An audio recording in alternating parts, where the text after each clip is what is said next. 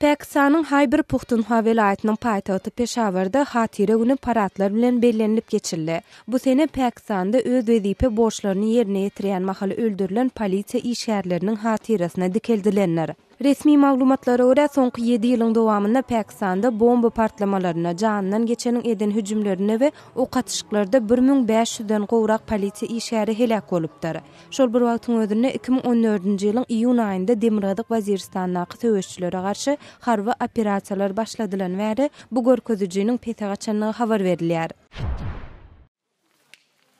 Günnor Ukrainanyň Harkiv şäherine 30 çemeti Ukrain milletçisi Opposition Blok partiýasyna deýişli edara hüjüm etdi.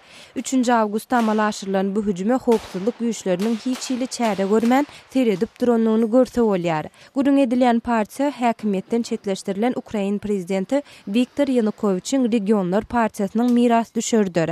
Ukrain parlamentinde 29 ýere eýe bolan bu partiýanyň ulogy hem hüjümçiler tarapyndan ýumruldy. Makedoniýanyň Titovo sewitiniň golaýyndaky owalarda silin gelmegi we toprak süýşmesi netijesinde 4 adam öldü we 2 adam ýitirim boldy. Tebii helakçylykda ölenleriň iki sanyny çağa bolup, 10 golay adam hem yaralandy. Silin gelmegi netijesinde öýlere, ulaglara we ýollara yaramaz deper etdi. Siz Azatlyk radiosynyň şu täzelikleri bilen tanışyp boldyňyz.